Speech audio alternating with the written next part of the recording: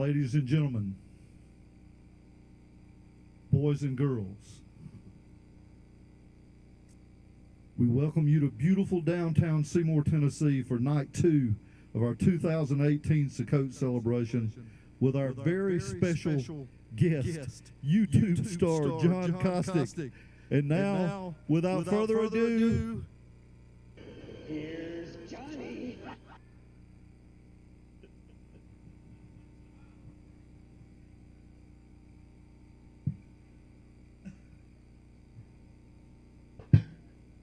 I had nothing to do with that.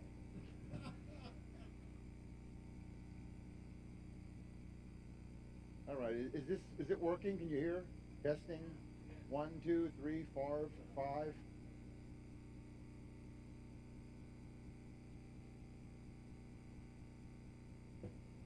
I didn't bring my computer bag tonight, so I'm tumbless. But I don't need them right now. All is well. Anybody have some just in case? Okay, just in case.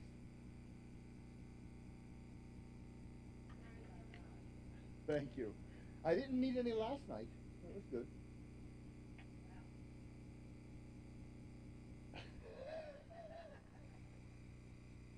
Who's count? Hey, I got pictures of you. Don't forget. Oh, you have to pass this. I was putting other stuff on here. What's next? I know. Keep going. Oh, there's the first one. We're doing you must have announced that we're doing Leviticus tonight because nobody's here.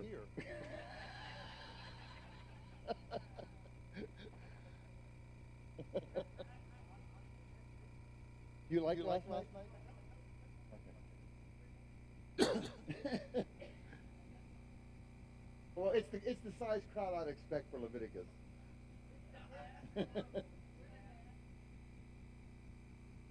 And we're only going to do half of it tonight, and then and people keep telling me, now don't do this on Tuesday, or don't do this on Friday, and I forget who told me what. So I don't know. Yeah, you're going to get what you get. Okay, so here's Leviticus 10:16. It says, "But Moses searched carefully for the goat of the sin offering, and behold, it had been burned up. So he was angry with Aaron's surviving sons, Eleazar and Ithamar, saying," and he yelled at them. Okay, we don't have the next verse. The point is, go to the next slide. To search diligently is darash, is to search. And in Hebrew, if you repeat a word, it extra emphasis. So here it's going to be the same word will be repeated, and that means it's to search diligently. Okay? This is the word bakash. That means to look for, but darash is search. Much more. And then to repeat it, and if you go back one, you see here, it's search carefully. It should be diligently even. Darash, darosh. Okay, the same word is repeated. Now why is that clever? Next and next. Those are the middle words of the Torah. It's the same word repeated, which is kind of clever. Right? And then you wonder, well, why? Okay, it said Moses searched diligently for the goat of the sin offering, and he couldn't find it. He was very angry. And you wonder, well, why is he? What does this thing have to do with anything? The answer to that question will actually be in part 2 of this lesson. But I did want to point out that this is the middle. Yes.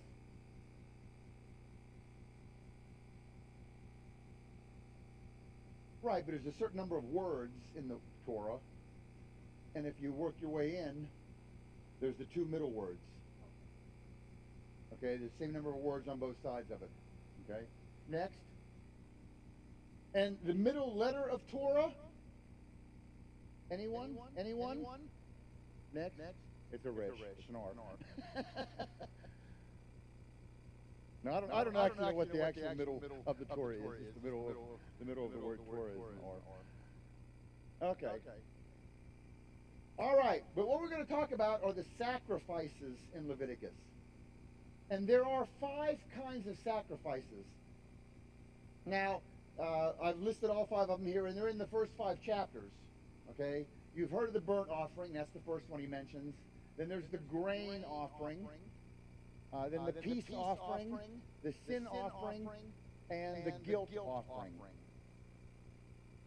Now, there are other types of offerings, but they fall into one of these 5 categories. You'll hear one called the wave offering, okay, or the heave offering. And we'll get into those on the next talk also. But these are the 5 basic. And so you could have a wave offering in one of these. You could have a heave offering in one of these, okay?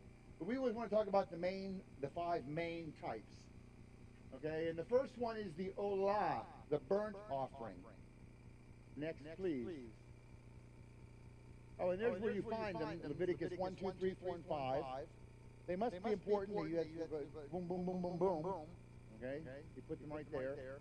And here's their names in Hebrew, the olah, the mincha, the shalem, which is the peace offering, which kind of sounds like shalom, the chatah, and the asham. Asham, the guilt offering, asham, this is where we get the word ashamed. Comes from there. Okay? Next. Deuteronomy talks about where they have to do these sacrifices. And it says, it shall come about that the place in which the Lord your God will choose for his name to dwell, there you shall bring all that I command you, your burnt offerings and your sacrifices, your tithes and the contribution of your hand, and all your choice votive offerings which you will vow to the Lord. Be careful that you do not offer your burnt offerings in every cultic place you see, but in the place which the Lord chooses in one of your tribes, there you shall offer your burnt offerings, there you shall do all that I command you. You can only do sacrifices in one place, and that would be in the temple in Jerusalem. This is why, the Jews, they don't do sacrifices now because they don't have a temple. So they've replaced sacrifices with, well, now we can do good deeds and we can pray and we can help the poor, and they've replaced sacrifices. There's nowhere in the Bible that says you can do that, but they are under the impression that they can, and that's how they're doing it. It's interesting that, if you sin, you have to do a certain sacrifice to cover whatever you've done. And God says you can only do it at the temple in Jerusalem. But then he has the temple destroyed in 70 A.D., which leaves the Jews in a pickle.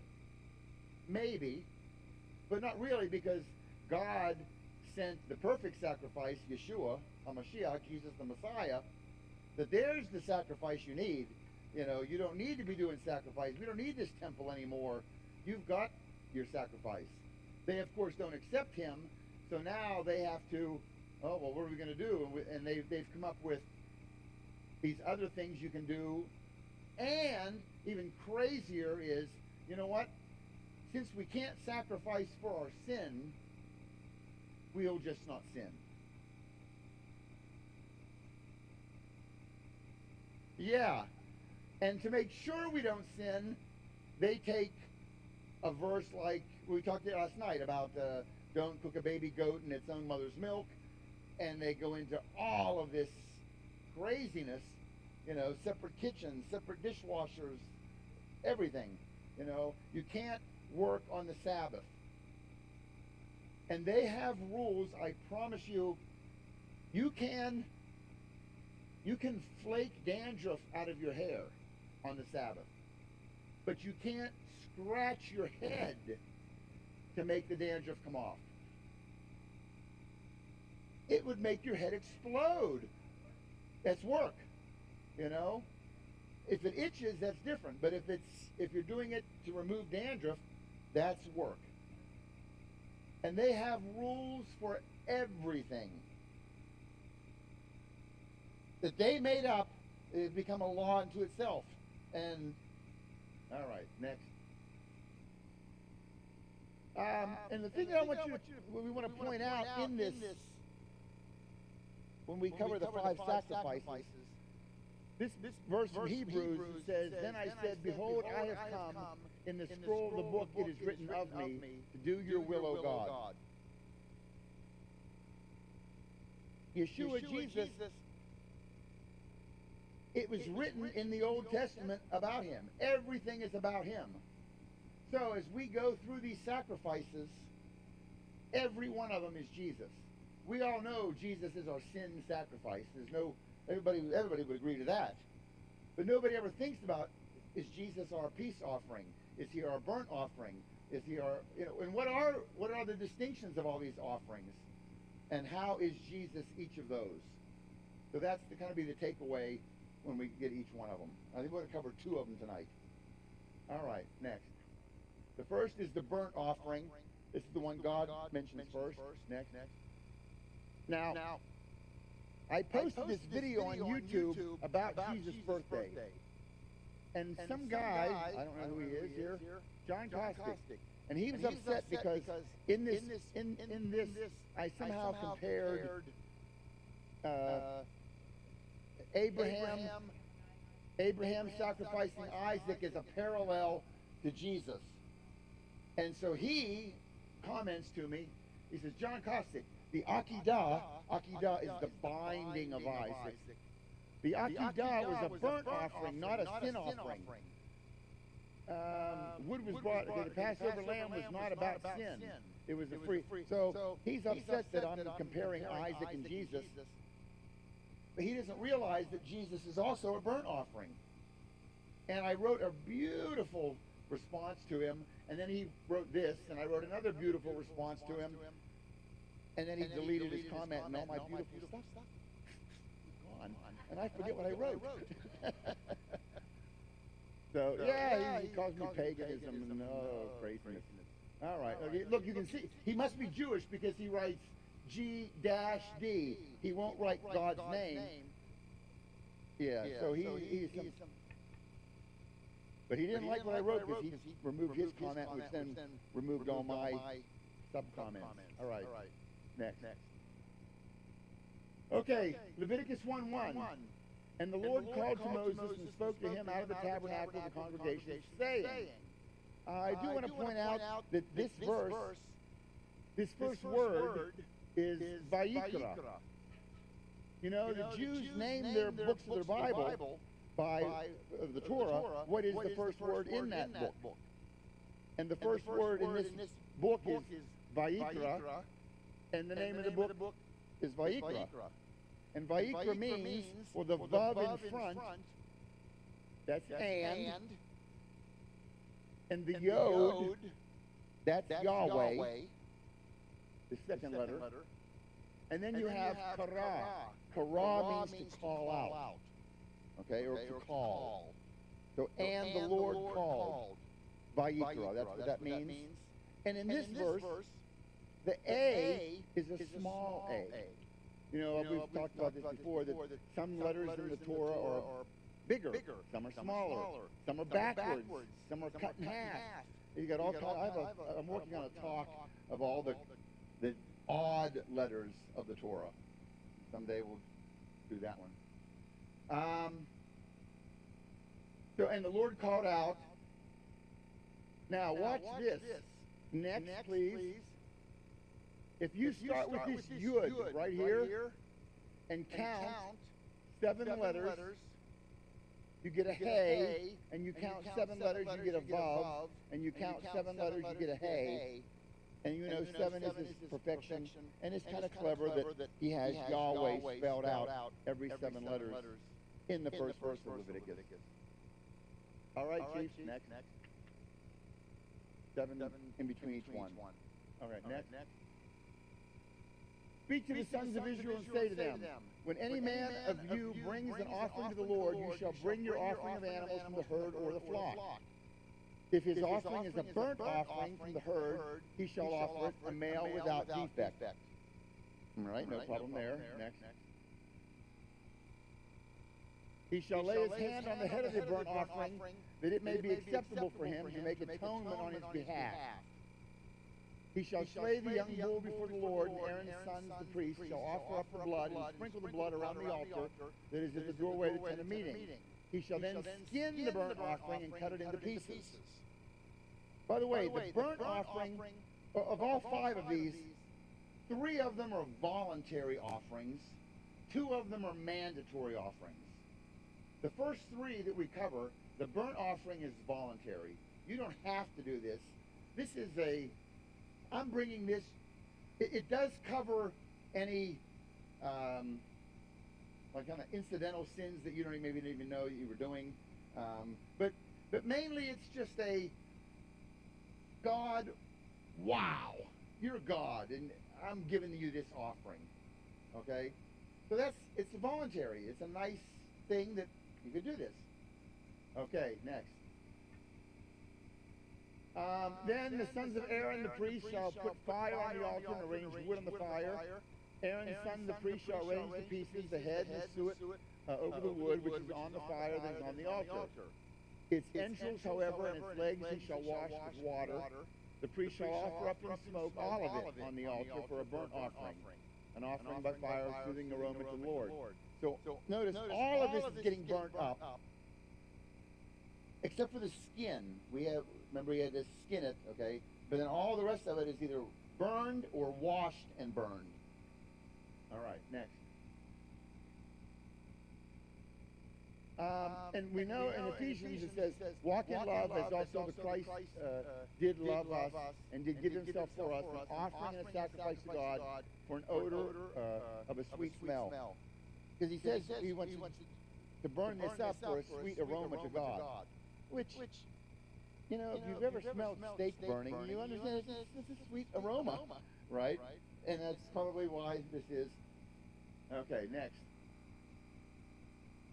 But if the offering is from the flock, because if you're not rich and you can't bring a bullock, maybe you can only bring a lamb. If the offering is from the flock of the sheep or the goats for a burnt offering, he shall offer it male without defect. Notice it's always a male, right? And it's always without defect. He doesn't want the one with the gimp leg or the bad eye. He shall slay it on the side of the altar northward before the Lord, and Aaron's sons of priests shall sprinkle its blood around the altar, cut it in pieces with its head and suet, arranged on the wood. Okay, same thing as the bullock, except on this one, you're going to kill it on the north side of the altar. That wasn't the case for the bullock. Okay, next.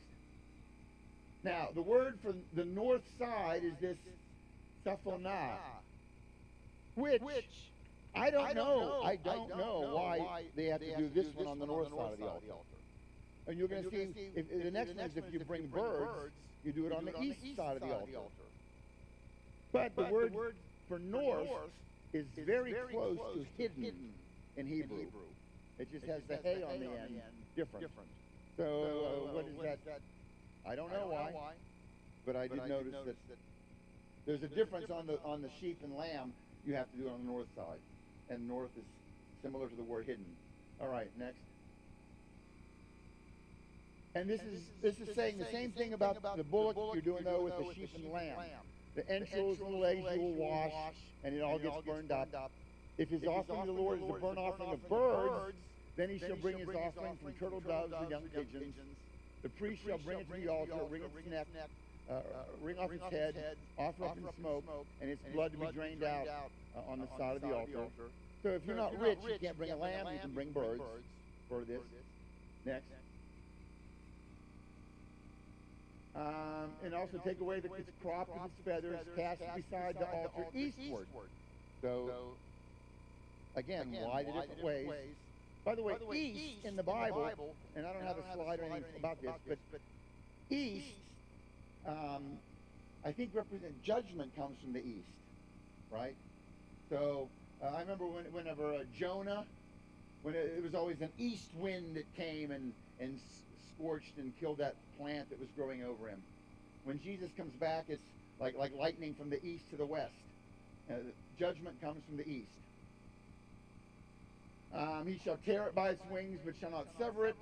And he offers up in smoke on the altar, on the wood, and the fire. It's a soothing aroma to the Lord. All right, next. Notice only clean animals were allowed to be used for a burnt offering. Okay? And the clean animals, that's all described also in Leviticus. But we remember Noah. Noah had to know what clean animals were before the law was given. You know, we talked about last night how the Passover, God was keeping the Passover before he instituted the Passover. It's the same way here with clean animals and unclean animals. Noah was supposed to take 7 of every clean animal and 2 of every unclean animal. How did he know all this? I'm going to take a minute and explain why I think. You know the Melchizedek, okay? And I said, do you know the Melchizedek? Not do you know Melchizedek? Melchizedek was not the guy's name. That's his title. He's a Melech, king, Tzedak, righteousness, okay? So who was the Melchizedek? Well, I don't know. There was a lot of them. Because when one died, another one became Melchizedek, right? I think the first Melchizedek was Adam. They're in the garden. God's explaining everything to him. And he's the Melchizedek for, 930 years. When he dies, Seth becomes the second Melchizedek. When he dies, Enosh becomes third. When he dies, Kenan becomes fourth. When he dies, Mahalalel becomes the fifth Melchizedek. When he died, Jared became the sixth Melchizedek. When he died, his son Enoch wasn't around. He had been taken up. So Methuselah became the eighth Melchizedek. When Methuselah died, his son Lamech was already dead. So Noah became the eighth Melchizedek. Make sense? There's a verse. I wish I had a slide for it. Somebody can look it up. It's in 2 Peter 3 something. I don't know. I don't have a Bible. Isn't that terrible? Can you look up where's Noah's name in 1st and 2nd Peter? Can we Google that, or somebody can? Oh yeah, you're always good at that. Yeah, he's good at that. Noah's name is in like 2nd Peter 3:5 maybe. Terrible, I should know this. I wasn't planning on talking about this, but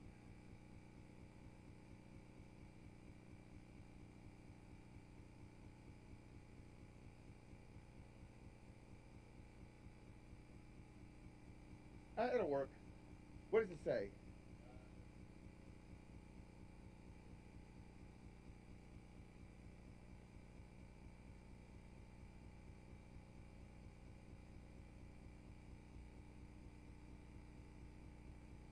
Okay. This verse is talking about, God didn't spare the angels who rebelled against him, and God didn't spare the ancient world. If you're not going to believe in God, don't worry. He's not going to worry. He's not going to spare you because of whatever reason. He didn't spare the angels. What does 3:5 say? No, I don't want that one.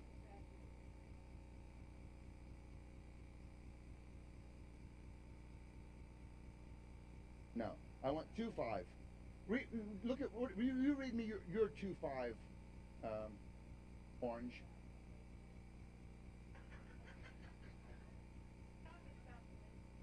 No, but I need 2:5. Okay, Vaughn, read yours. 2:5.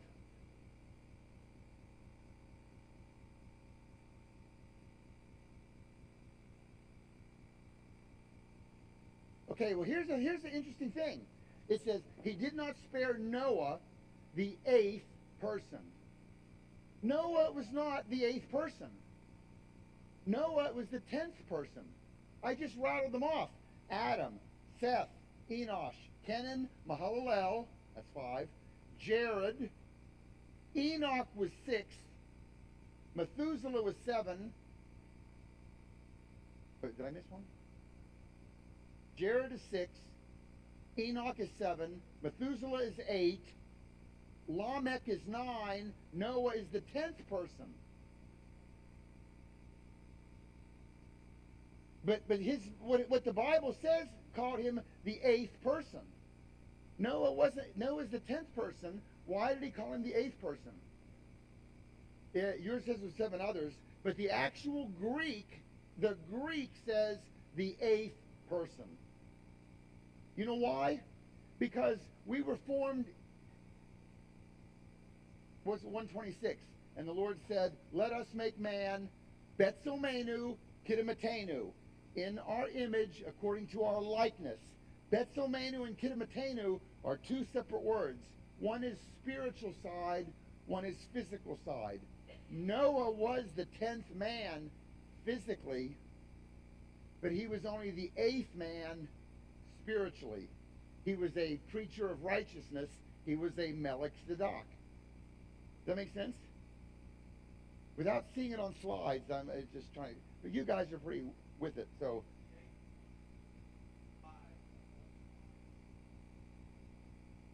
He was the 8th spiritual person. He was the 10th physical person. Yes. So that's kind of cool. That I don't even know how we got off. What are we talking about here? Oh, that's how Noah knew what animals were clean and unclean, because Noah was a Melchizedek. Make sense? And that verse there in 2 Peter kind of points to that. Okay. So you weren't allowed to use animals that ate other animals and killed other animals. Okay. Picture the type of Yeshua. Next.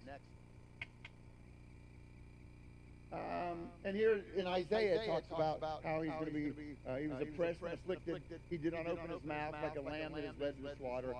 These are the animals that you're allowed to use, like the clean ones who aren't going to scream and yell when you're killing them. All right. Unlike my nephew's dog. Who we didn't kill, but he would scream and yell if he tried. Now, the first time you see a burnt offering in the Bible, maybe, Genesis 8:20, and Noah built an altar to the Lord and took every clean animal and every clean bird and offered burnt offerings on the altar. So this is long before burnt offerings were even instructed. Yes. Don't steal my thunder, lady. I'm giving you a point, but shut up.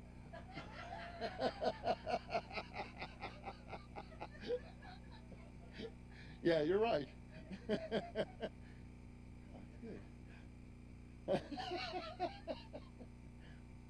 But we're a big family. We joke a lot. I hope you're not offended. Oh, good. No, that's good though. You got it. All right. Next.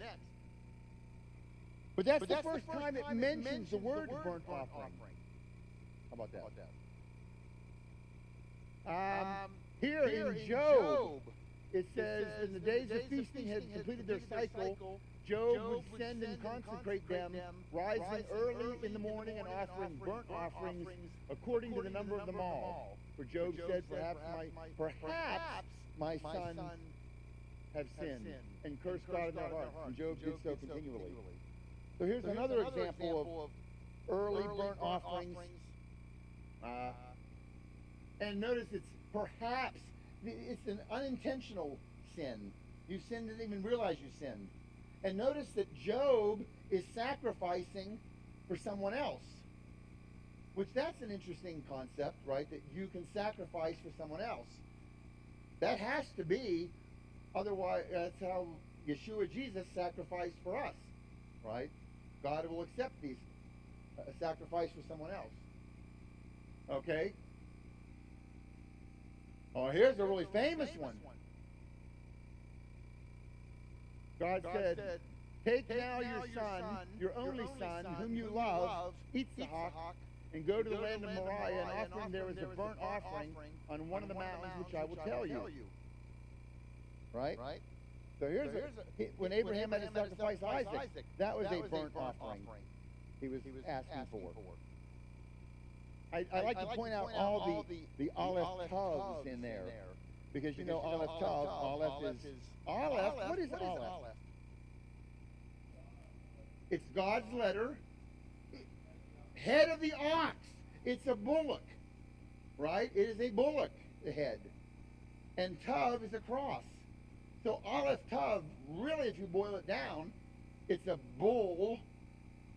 It's a sacrifice on the wood. Mm-hmm. And they have all these Aleph Tavs in this verse, which is so clever. Okay? I also like, and I think I've told you this before, in this verse, you're only seeing one side of the conversation. Because it probably went something like this. Abraham, take now your son. Which one? Your only son. I have two. The one you love. I love them both. Isaac!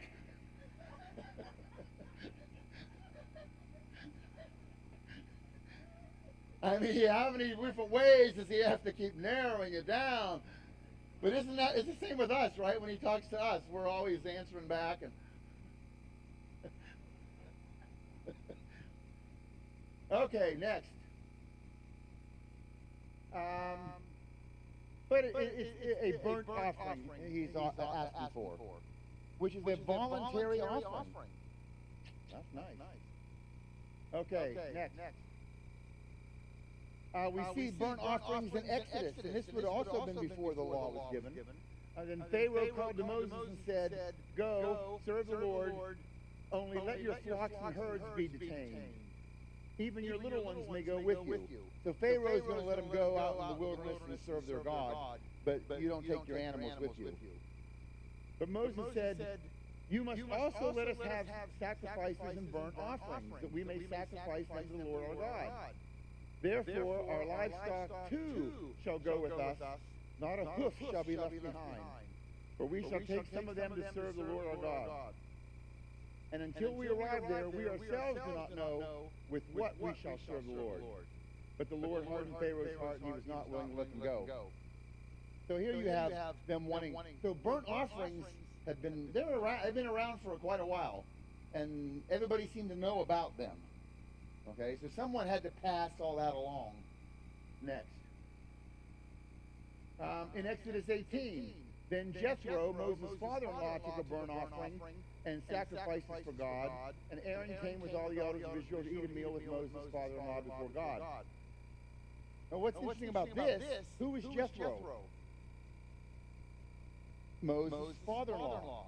And Moses married Zipporah. She was the daughter of Jethro, and he was no, that's Joseph. And take the point away. He was a Midianite. Okay? Which means he was a Gentile. So you have a Gentile here doing a burnt offering, which is interesting. Next. Whenever the angel came to Samson's mother, and then she told the husband, hey, an angel came, and the next day he came back, and they were both there, and the angel of the Lord said to Manoah, that's Samson's father, though you detain me, I will not eat your bread, but if you prepare a burnt offering, then offer to the Lord, for Manoah did not know that he was the angel of the Lord. So you have Manoah doing a burnt offering and the angel accepting. Okay.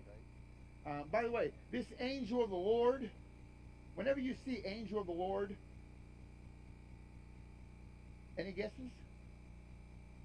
Oh, good, because I didn't know. Thank you. Yes, it's Yeshua. Okay, and it's God. It's God. And I'm going to tell you how we know. And this, I don't have slides for this, but you know what? We're doing Samson later in the week. It's really good. It's good. But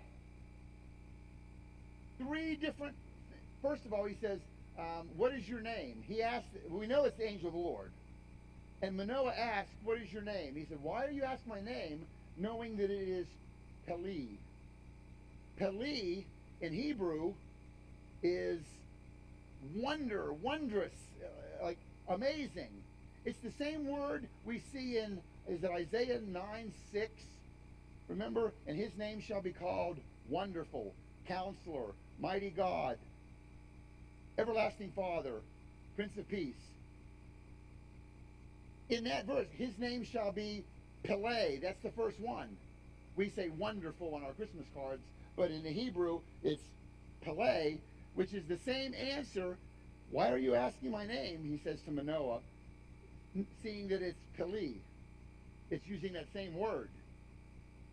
So, whatever this Messiah is going to be called, wonderful, is the same word that the angel says to Manoah.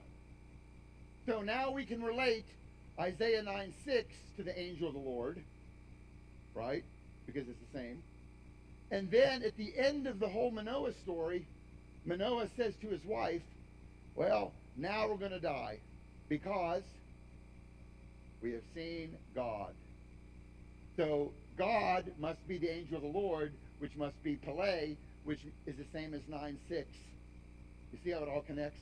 Kind of cool, isn't it? We can get done earlier when we do the Samson talk, because I've already covered that now. All right. We have Samuel. Has the Lord, now this is Samuel, he's kind of admonishing the king here. Samuel said, has the Lord as much delight in burnt offerings and sacrifices as in obeying the voice of the Lord? The Lord, by the way, is Yahweh. That's his name, Yahweh. Behold, to obey is better than sacrifice, and to heed than the fat of lambs. Okay, so you can do sacrifice, but as we know from the book of Hebrews, right? God does not delight in all this blood and guts and, right? He'd much rather you just obey him. Okay? Next. And in Malachi, again, but when you present the blind for sacrifice, is it not evil? And when you present the lame and sick, is it not evil? Why not offer to your governor? Would he be pleased with you? Or would he receive you kindly, says the Lord of hosts? So, again, he wants male, and he wants without blemish. Right? And the Old Testament ends with, don't be trying to pass off the blind ones and the, again, it's just better just to obey. All right, next. It says, also, the priest who presents any man's burnt offering, that priest shall have for himself the skin of the burnt offering which he has presented. That's a huge verse, kids. Look. Remember I told you, whenever they do a burnt offering and they kill that animal, they skin it, and then a bunch of body parts get burned, and then the rest of it gets washed and burned. But the skin does not get burned. What does it say happens to the skin?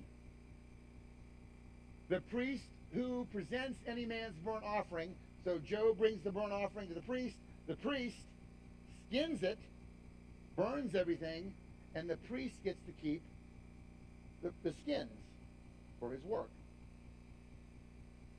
Okay, next. Now let's go back to the Garden of Eden. What is your name, dear? Get two Sandys. Okay. But you brought me turtles. Tonight you're my favorite.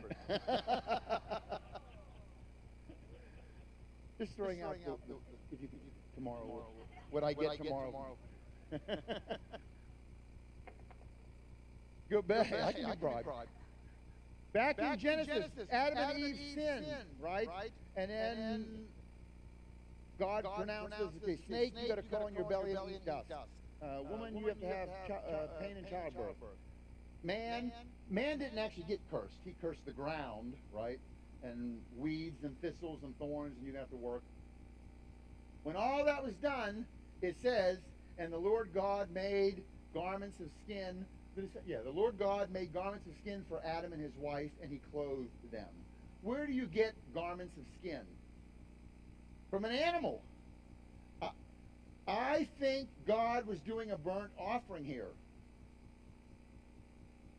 because he took the skins. God did the burnt offering, so he's entitled to the skins, and he can do whatever he wants with them. And he gave them to Adam and his wife. So that's probably the first burnt offering. That's where you were headed, isn't it?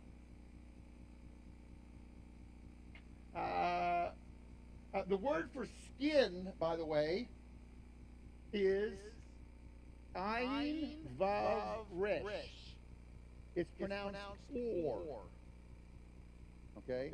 Anyone know another Hebrew word that's pronounced or? Light. That was like one of the first verses. Yehi or. Vayi or. Right? Let be light, and there was light. Okay? Isn't that interesting? It's the same, they're spelled different, but they're the same, what do they call it, homonyms? Homophone? Something? I don't know. All right, next.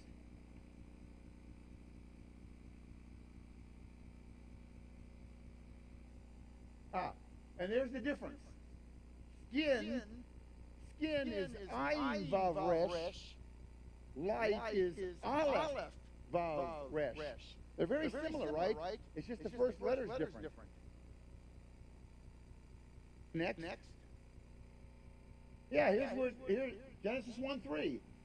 And Elohim said, Va'amar, and said Elohim, Yehi or, Vayi or. Be light, and was light. Nice. Okay. So you see the light. Next. This is just a little extra thing I'm going to throw in just because we're here. He drove man out of the garden and placed at the east of the Garden of Eden cherubim. Notice the word Garden of Eden. Here's Eden, and here's the word Gan. Gan is garden. Got it? Gan. If Gan is garden, and or is light, can anyone think of a state that this might apply to?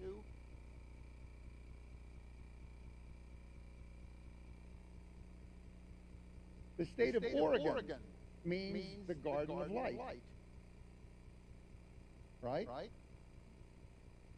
They sure fall short of that. That's right. They're so liberal. But those are the two words, Oregon. Light garden. Okay, next. And we know that God is light. No problem there, right? Message we've heard, not you, God is light. In him there's no darkness at all. I did a slide years ago, and I got to find it and put it in this show probably. But we took a candle, and I put it, this is when Jared was working with me. We put a candle and we lit it, and we took a picture of it. Well, you put that candle here, and we had a light shining on it, and you could see the candle, and you could see the wick. You could see the shadow of the wick, but you couldn't see the shadow of the flame, because the flame was light, and there's no darkness at all. And it could not cast a shadow. And if God is light, he would not cast a shadow. Isn't that cool? The picture's a tiny bit blurry, but you get the point. You see the shadow of the candle, you see the shadow of the wick, but no shadow of the flame. All right. Next. Okay, I'm going to compare these two, just since we're here, and why not? Or is light, and or is skin. Next. This one begins with Aleph, which we know is the head of the ox, strength, God. Okay, and Aleph, its value is 1. Next. Skin, it begins with an ayin. Ayin is the eye, which represents knowledge, and its gematria is 70. before Adam and Eve sinned, they were running around the garden with naked, right? What were they clothed in prior to their fall? I think they were clothed in light, right? And then they sinned, and all of a sudden they're clothed in skin. And they were clothed in ore, they sinned, and now they're clothed in ore. But it's a different ore, isn't it? And this ore up here, this is God's ore, the light. And this ore begins with what they eat from. The tree of knowledge of good and evil, right? It's a much different outfit, right? And watch this. Next. If you take this ore, it adds up to 207. If you take this ore, it adds up to 276. Correct? So they were at 207, and they sinned, and they dropped all the way down to 276 in their attire. Next. The difference, they dropped 69 gematria points. With me? Okay. 69. How would a Jew convey 69? I'm going to show you. Next. It's a samek and a tet.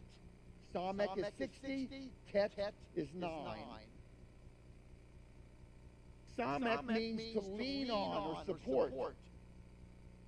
Tet is a coiled snake. They were leaning on, they were supporting the snake, and they dropped 69 gematria points. I don't know if that means anything, but it works. It's kind of cool. And God hides little stuff like that all the time, so I'm not surprised. And I'm sure it is what it is. All right, next. Oh, by the way, there's a thing called the progression of blood. I'm sure I've mentioned it here before. But this God made garments of skin for Adam and his wife and clothed them. That's the first instance in this progression of blood. It's where God introduces the whole concept of you need blood to cover the sin, right? This is the first instance. Okay, next. I forget why this slide was in here. Next. Now look at this. And when they had crucified him, they divided up his garments among themselves by casting lots. Now, we told you at the beginning that Yeshua, Jesus, he is every one of these sacrifices, right? He's going to be a burnt offering. And what happens to the burnt offering? The priest who officiates the burnt offering gets the skins. And it follows here. Jesus, not his skins, but his clothing went to the priests officiating the sacrifice. Those priests happened to be pagan Roman soldiers, but they were the ones officiating the sacrifice, and they got the skins. Which is pointing to the fact that Jesus, Yeshua, he is our burnt offering, right? He's going to be all of these, but this kind of points to that. Next. Then the soldiers, when they had crucified Yeshua, took his outer garment and made 4 parts, a part to every soldier, and also the tunic. Now the tunic was seamless, woven in one piece. So they said to one another, let us not cast lots for it, to decide whose it shall be. This was to fulfill the scripture. They divided my outer garments among them, and from my clothing they cast lots. Therefore the soldiers did these. This is Psalm 22 that he's referring back to. Again, I don't have a slide for this, but it's worth repeating. Just fill the time, if nothing else. No, this is really cool. Notice they divided the garments. You take 1, 2, 3, 4. Then they came to that one garment that was seamless. It didn't have any tears in it, right? And they didn't want to rip it, so they cast lots. If you remember, earlier in the day, they had Jesus before Caiaphas. And Caiaphas, he's trying to find out, what did you do wrong? Jesus kept like a sheep to the slaughter, mouth shut. Caiaphas can't get any witnesses to go speak against him. They didn't know what he did wrong. He didn't do anything wrong. But Caiaphas then did this. He pulls out Leviticus 5:1. Leviticus 5:1 says, if I ask you, Irene, did you see who ate my cupcake? If you know the answer, even if you didn't do it, but you know Donna ate it. If you don't snitch on her, God charges you with the sin of stealing and eating my cupcake. That's Leviticus 5:1. If you know the answer,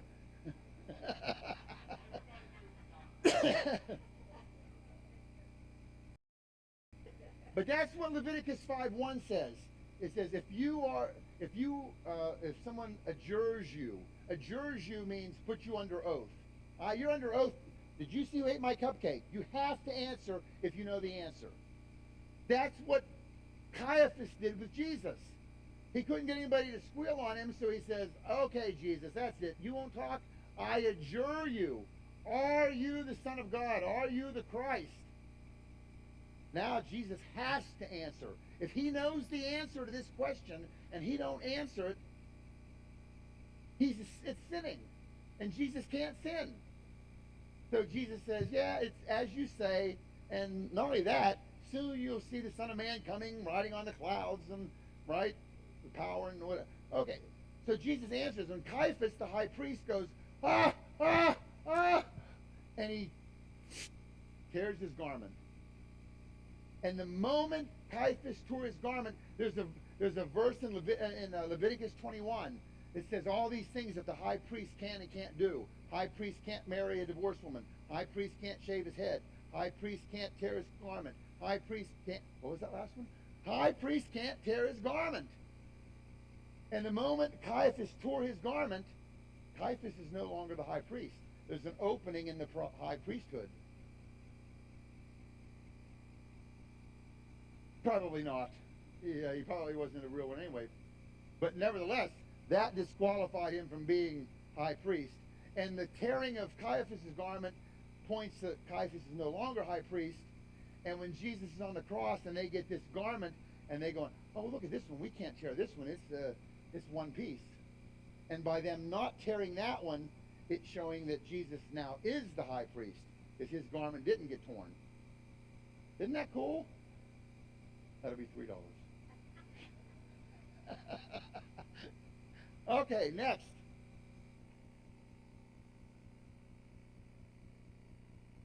Let your priests be clothed with righteousness, and let your godly ones sing for joy. So this is what our goal is, to be clothed in righteousness. Back to the ore in the light, not the ore of the garments. Okay? This is not saying we're changing the dress code for tomorrow night. Wear clothes, people.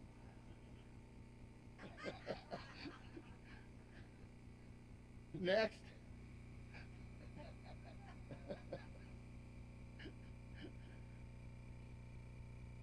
I will rejoice greatly in the Lord. My soul will exalt in my God, for he has clothed me with garments of salvation. He has wrapped me with the robe of righteousness. Okay, so we're again being clothed in the good light.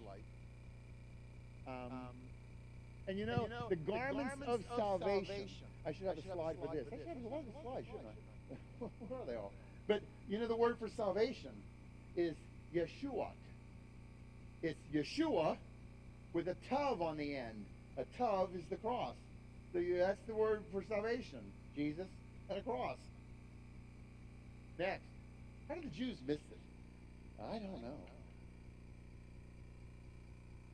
Let us rejoice and be glad and give glory to him. For the marriage of the Lamb has come, and his bride has made herself ready. It was given to her to clothe herself in fine linen, bright and clean. For the fine linen is the righteous act of the saints. This is our, we can't do a burnt offering. We could, because we're Gentiles, just like Jethro, but there's no temple, and we have our burnt offering. It's Yeshua HaMashiach. Okay? So now we want to clothe ourselves in righteousness. Next. again, Romans, therefore I urge you, brethren, by the mercies of God, to present your bodies a living and holy sacrifice acceptable to God, which is your spiritual service of worship. Okay, next.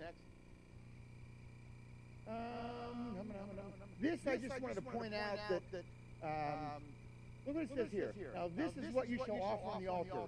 2 one-year lambs each day. You know, they were sacrificing every day 2 lambs. Continuously. One lamb you shall offer in the morning, one at twilight. The other lamb you shall offer at twilight, and you shall offer it with the same grain offering and the same drink offering as in the morning for a soothing aroma. It shall be a continual burnt offering. So you were doing burnt offerings 2 a day. And there were some holidays where you would do extras. Okay? So, all right. There's a lot. Imagine whenever the 3rd temple gets built, and they're going to resume.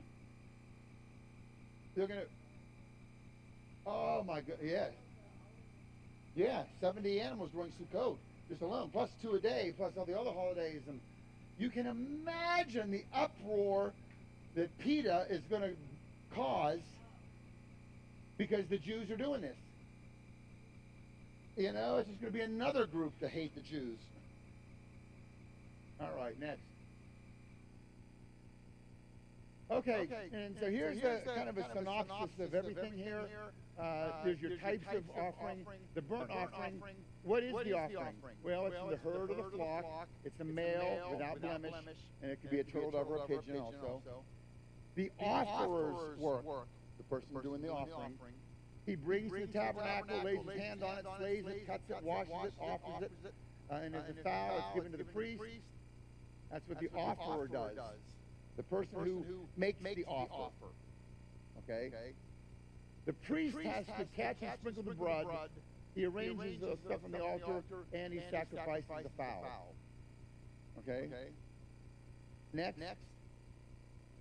And here's who gets what. God's portion is all the animal gets burned except for the skin.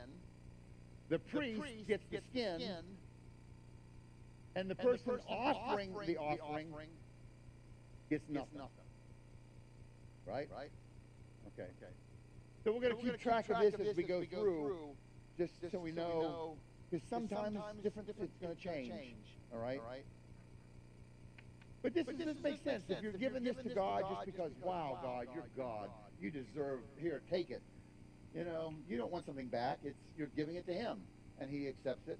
And He does give the priest something for doing what they do. They get the skin. All right, next. Next is the grain offering. This is Leviticus chapter 2. It's called the mincha. It's also called the meal offering. Some call it the meat offering. Some call it the gift offering. You'll see different names in different Bibles. Now, when anyone presents a grain offering as an offering to the Lord, this is Leviticus chapter 2, his offering shall be of fine flour, and he shall pour oil on it and put frankincense on it. Oh, it's getting confusing already.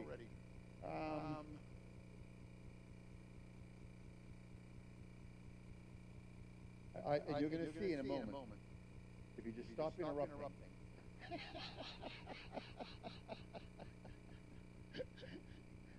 Okay, we got a grain offering, fine flour, oil, frankincense. I got to write all this down. Next. Okay, we're going to make a little card here. Okay, next. Okay, from the kitchen of God, that's good. Fine flour, that's the first one thing we need. We need some fine flour. If you want to write this recipe down. Truly, truly, I say to you, unless a grain of wheat falls in the earth and dies, it remains alone. But if it dies, it bears much fruit. You know, we need fine flour. Where does flour come from? A little grain of wheat. And that little kernel in Hebrew is called bar. Isn't that interesting? Because the word bar also means son. And Jesus is the bar, and He's also the bar. He's both. Okay, next. Now, okay, we already read this. Okay, they offer the flour, they pour oil and frankincense on it. Right, next. Olive oil. We got to put olive oil in our recipe. Okay? Well, what does olive oil represent? The Holy Spirit, right? Well, let's get a couple examples to show that that is true. Yes? And it says Samuel took the horn of oil and he anointed him in the midst of his brothers. And the Spirit of the Lord came mightily upon David, and from that day forward, and Samuel arose and went to Ramah. So here we have oil and the Spirit combined. You already know this. Next. This is a good one. Jesus came to Nazareth, and where he'd been brought up, and as was his custom, he entered the synagogue on the Sabbath, and he stood up to read. And Jesus took the book of the prophet Isaiah, was handed to him. And he opened the book and found the place where it was written. Next. And Jesus read, he's quoting Isaiah. Notice it's in all caps because he's reading Old Testament. The Spirit of the Lord is upon me because he anointed me to preach the gospel to the poor. He has sent me to proclaim and release to the captives and recovery of sight to the blind, to set free those who are oppressed, to proclaim the favorable year of the Lord. Jesus finishes reading that. Next. And then he closed the book, gave it back to the attendant, and sat down. And all the eyes in the synagogue were fixed on him. And then he began to say to them, today this scripture has been fulfilled in your hearing. You've all heard this before, right? Okay. Now let's go back and look at what Isaiah actually said. Go back, please. It says, no, forward. Go forward. Yeah, there it is. Here's Isaiah. It says, the Spirit of the Lord God is upon me because the Lord has anointed me to bring good news to the afflicted, sent me to bind up the brokenhearted, proclaim liberty to the captives, free the prisoners, and to proclaim the favorable year of the Lord. Next. Actually, let's compare them. Here, in Luke, he says, the Spirit of the Lord is upon me. Next. Isaiah. This is going to go fast, so you got to put your finger on the button. Spirit of the Lord is upon me. Jesus, he's quoting that perfectly. Oh, here. Because he anointed me to preach the gospel to the poor. Over here. Bring good news to the afflicted. Okay, he's quoting that. He has sent me to proclaim release to the captives. Over here. Proclaim liberty to the captives. Yep, he's quoting Isaiah. Luke, okay, good. Recovery of sight to the blind. Set free those who are oppressed. Freedom to the prisoners. Yep. We're good. Over here, he says, proclaim the favorable year of the Lord. Isaiah says, proclaim the favorable year of the Lord and the day of vengeance of our God. Wait a minute. To comfort all who mourn. Go to the next one. Notice, when Jesus read half of verse 2, he stopped. He didn't read the second. Who would stop in mid-verse? It'd be like stopping in mid.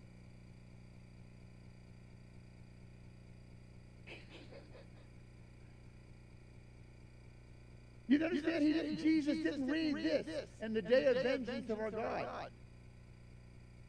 He only read half of it. And then he said, today this has been fulfilled in your hearing. Because Jesus is this Messiah who's going to come and do all these wonderful things. But he's not going to do everything this visit. He's going to come back. This visit, he's going to do all of this up to the first half. When he comes back, will be the day of vengeance of our God on his second visit. So everything up to halfway has been fulfilled in your hearing today. Isn't that cool? This is one I'm sure you've all heard it 10 times, right? But it's still very cool. It's new? Oh, okay. Quick, take up the offering.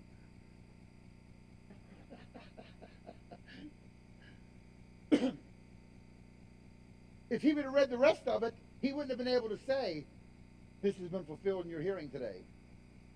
Right? But up to... you got it. Next. Next. Yeah, that's the extra part. It's almost like there should be a comma after the word Lord. Right? And that comma is 2,000 years.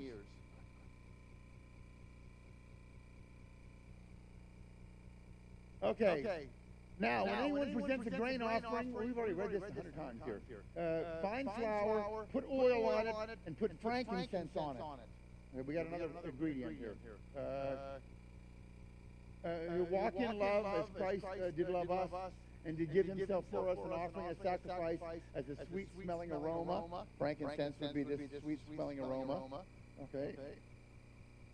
When anyone presents a grain offering, okay, he shall then bring it to Aaron's sons, the priests, and shall take from it a handful of its fine flour and of its oil and its frankincense. And the priest shall offer it up in smoke as a memorial portion, an offering of fire to the Lord. This one, you bring flour. You bring a lot of flour. The priest will take a handful of the flour and put oil on it and put frankincense on it, and then that handful of flour goes into the fire. The rest of the flour goes to the priests. You don't put frankincense in the part that the priests are going to eat, right? But God wants it in the part that gets put into the fire, the sacrificial part. So this is going to have, you know, remember on the burnt offering, it all gets burned up to God. This one gets shared with some priests. They get to, well, the priests got to share the skin on the last one, right? Here the priests get to share a big portion of the flour. No, it's not. Burnt toast, not good. See here, the remainder of the grain offering belongs to Aaron and his sons, the thing most holy. When you bring a grain offering, bake it in the oven. It shall be unleavened cakes of fine flour mixed with oil, or unleavened wafers spread with oil. If it's a grain offering on the griddle, it's fine flour. You shall break it into bits and pour oil on it. So it needs to be, you need to knead it, you need to bake it, and then you need to break it. Okay? Next. So we've got here, we've got to sprinkle with frankincense, and we need to beat it, knead it, break it thoroughly. We're good? You getting this down? This is my grandmother's recipe. Next. This says if it's made in a pan, what you do to it. Okay, let's go to the next one. The remainder belongs to Aaron and his sons. Verse 11. No grain offering which you bring to the Lord shall be made with leaven. But you shall not offer up in smoke any leaven or any honey as an offering by fire to the Lord. Next, the leaven. Leaven, you know, is yeast, right? So he doesn't want any yeast in this mix. As an offering of first fruits, you shall bring them to the Lord, but they shall not ascend for a soothing aroma on the altar. Okay, next. Okay, so we got a note here. Do not use leaven. Okay. Now, what is leaven? We always answer sin first off, but it's actually a bit deeper than that. We're going to show you here some. Yep. And leaven's a good picture of that, because leaven makes things puff up and it's full of hot air, and that's pride, and that's the number one sin God hates is pride. Well, here we have the whole feast of unleavened bread.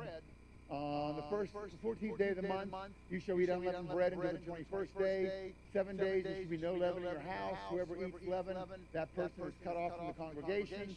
You shall not eat anything leavened. In all your dwellings you shall eat unleavened bread. All right. Next. I will tell you, in the Moedim, in the Moed of Shavuot, you are to eat leavened bread. Okay? You're commanded to eat leaven. That's unusual. Yes. So, you know, it's like the Holy Spirit has been given, and we're not under the law, and if you eat leaven and you rejoice and you celebrate. And so this is what it's showing here, that you shall bring into your dwelling places 2 loaves of bread for a wave offering made of 2/10 ephah, and they should be fine flour baked with leaven. That's for Shavuot. So there's sometimes you are to have leaven in there, okay, in terms of yeast. Okay, next. And look what it even says here. For Shavuot, This is for your burnt offering, for your grain offering, for your sin offering, for your peace offering. It's for all of these. Okay. Next. Your boasting is not good. You know, the little leaven leavens the whole lump. Clean out the old leaven, that you may be a new lump, just as you are in fact unleavened. For Christ our Passover also has been sacrificed. Therefore let us celebrate the feast not with old leaven, nor with the leaven of malice and wickedness, but with the unleavened bread of sincerity and truth. So here leaven doesn't sound like it's talking about Fleischmann's yeast here, right? It's taking on a deeper meaning here. Okay, the leaven of malice and wickedness. Okay, next. We have this example that the kingdom of heaven is like leaven. A woman took and hid 3 pecks of flour until it was all leaven. You know, leaven does spread through, and it affects the whole thing. Next. Now here's what. Look. How is it you don't understand that I do not speak of you concerning bread? Beware of the leaven of the Pharisees and Sadducees. This is the true leaven he's talking about. The pride and the, okay? This is what he's talking about, malice and stuff he's talking about earlier. Then they understood he was not telling them to beware of the yeast used in bread, but of the teaching of the Pharisees and Sadducees. So that's when we talk about the leaven in all of this, keep in mind it's probably more the spiritual side of it, okay? And the Pharisees and Sadducees. The Sadducees, they were the ones who didn't believe in life after death, right? Yeah. That's why they were Sadducees.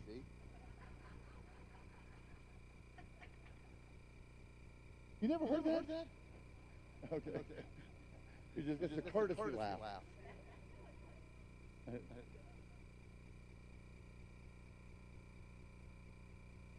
This real?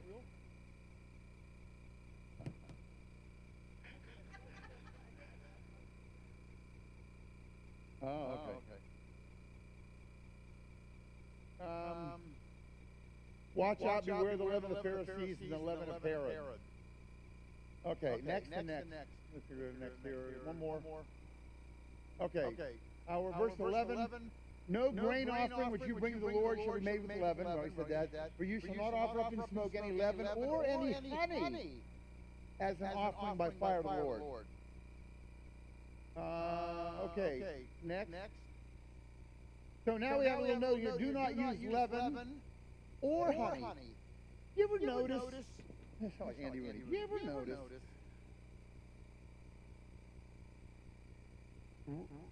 Honey is not used in baked goods. You know, if you bake honey, it sours. I didn't know that. I found that recently when I was studying this. And I think about it, you know, I'll go to Turkey and have baklava. You've had baklava with the phyllo dough. But it's raw honey that they put over top of it. It's not baked. They bake the cake stuff and then they pour the honey over it. And I can't think of any recipe where you actually bake honey. You do put the honey in the bread?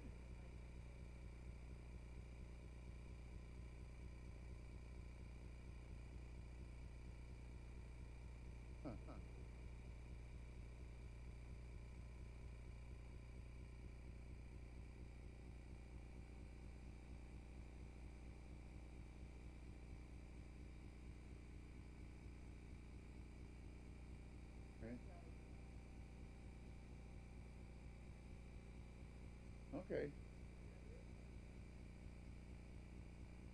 Huh. Yeah. Well, maybe that's, I don't know, but he makes a point not to put honey in a fire, not to burn honey. That's one of the laws, not to burn honey, not to bake it in this bread.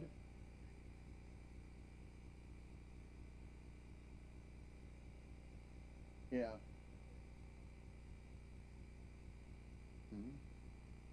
I don't know.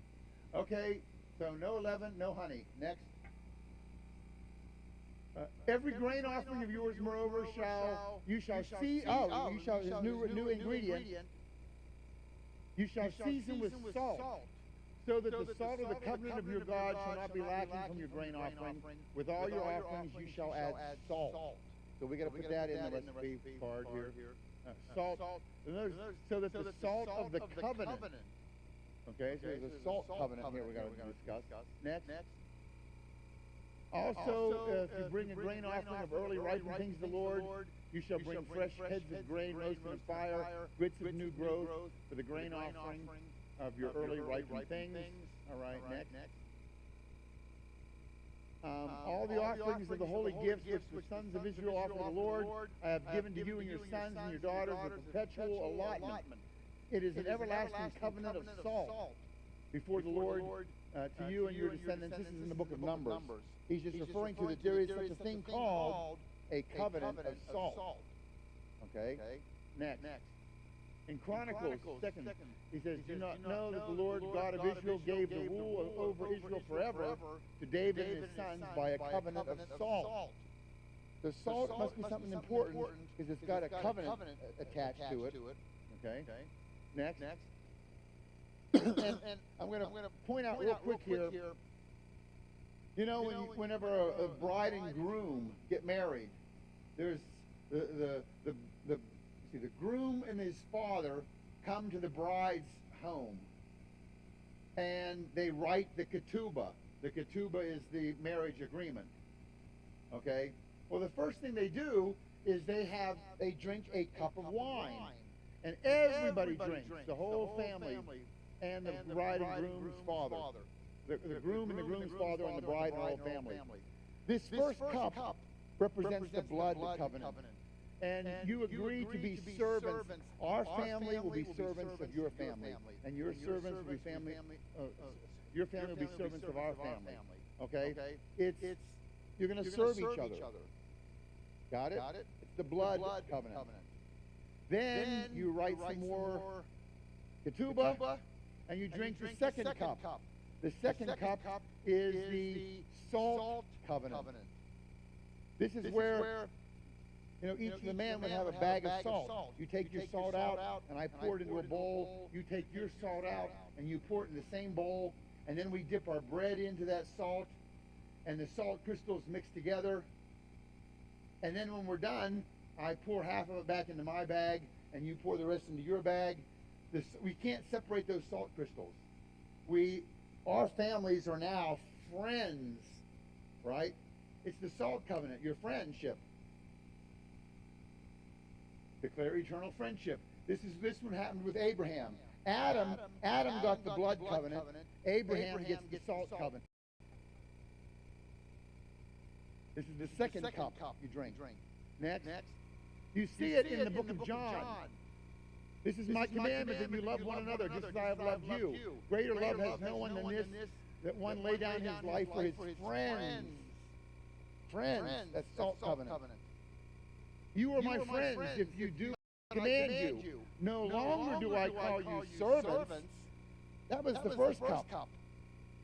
For the servant does not know what his master is doing, but I call you friends. For all things I have heard from my Father, I have made known to you. Isn't that cool? So, first cup, your servant. Second cup, your friends. Anyone know what the third cup is?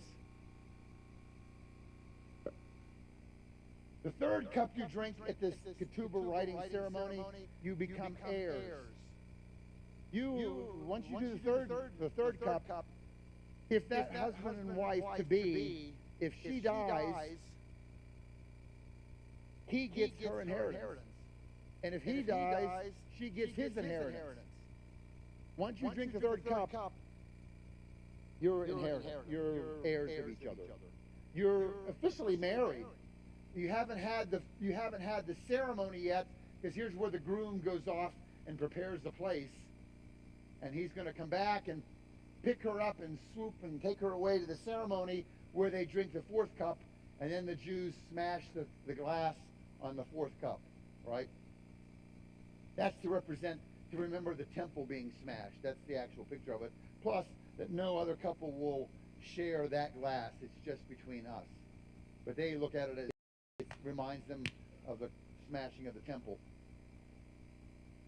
So you become heirs. And then the fourth cup is one we just talked about. Remember Jesus in the Last Supper, he says he's not going to drink that fourth cup until he comes back, right? Or we're going to drink it all together in his Father's kingdom. Okay? So that's what kind of picture where there's the fourth cup, the cup of praise. It's the marriage mazel tov. And only the bride and groom drink the fourth cup. Hokey dokey, next. So every grain offering of yours, moreover, you shall season with salt, so that the salt of the covenant, so here it is, shall not be lacking. And all your offerings you shall offer salt. Next. Therefore I urge you, brethren, by the mercy of God, to present yourselves a living and holy sacrifice, which is your spiritual service. We already read this one earlier, but this probably applies to all of these sacrifices, because we don't actually do a grain offering anymore. We just obey. Next. Salt is good, but if the salt becomes unsalty, what will it make? What will you make it salty again? With what will you make it salty again? Have salt in yourselves and be peace with one another. Next.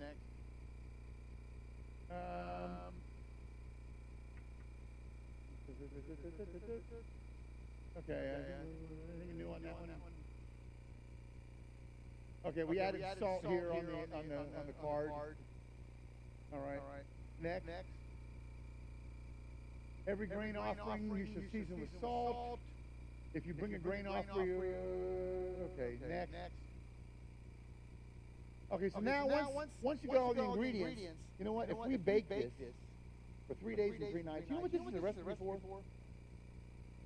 If you look at those ingredients, what is this a recipe for? Next. Bread of life.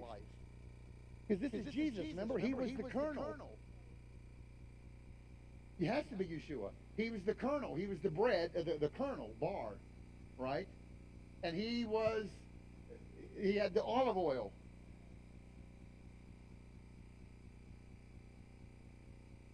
With frankincense and myrrh and all those spices. So everything that you would use to make bread, they applied here to Yeshua Jesus. Okay? It was broken. Next. And he said, I am the bread of life. So that remember, every one of these sacrifices has to point to Yeshua. And this one does as well. I just threw that in because Jesus was in the tomb 3 days and 3 nights.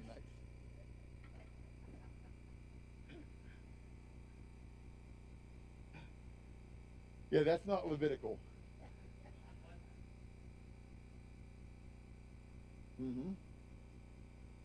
Next. Okay, now this mincha, by the way, it's a gift, a tribute, an offering, a present, an oblation, a sacrifice. It can even be a meat offering. Did you know that? Exactly. How could it be a meat offering, you ask? Let me show you. Next. There came about in the course of time that Cain brought an offering to the Lord of the fruit of the ground. You see this word offering? That's it right there, a mincha. That's the first time a mincha, a grain offering, is mentioned. When Cain and Abel, so Cain brought an offering of fruits and vegetables, right? But he brought a mincha. And Abel, on his part, also brought of the firstlings of the flock and of their fat portions. And the Lord had regard for Abel and for his mincha.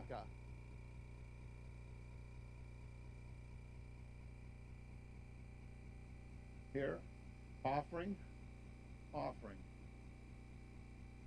And Lord, Abel, his offering, mincha. So a mincha can be a meat offering as well. And we see that with the Cain and Abel story, because they both brought minchas. One was the fruit basket, one was... The word mincha represents this grain offering, but it's not always has to be grain or bread. That was a surprise to me as well. Okay, next.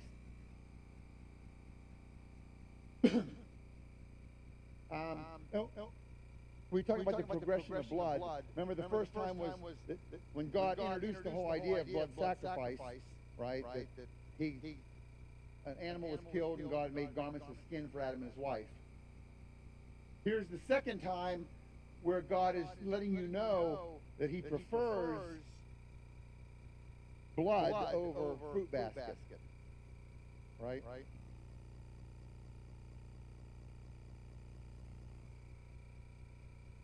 Okay. Next.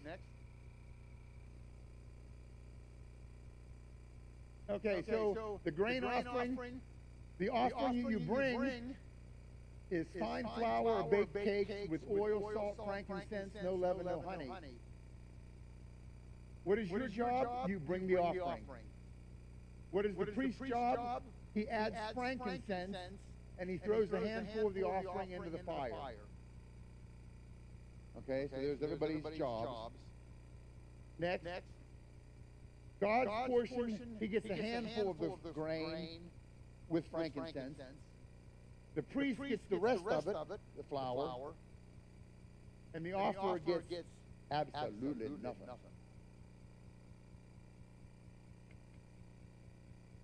We good? Okay. So two down, three to go. Not getting them tonight. I don't know if it's tomorrow night or could be. Yeah, they're shorter. Huh? Okay. Now it is quarter after. Do we have time? You want a 5-minute Moshe story? Or are you all in a hurry to get out? We good to go? Okay. And my 5 minutes, is probably 15. Moshe is I met the guy at Istanbul airport, remember? Okay. I didn't meet Moshe, I met his are we sending out this broadcast right now? Can we cut that feed? Because when I start mentioning people, they shouldn't.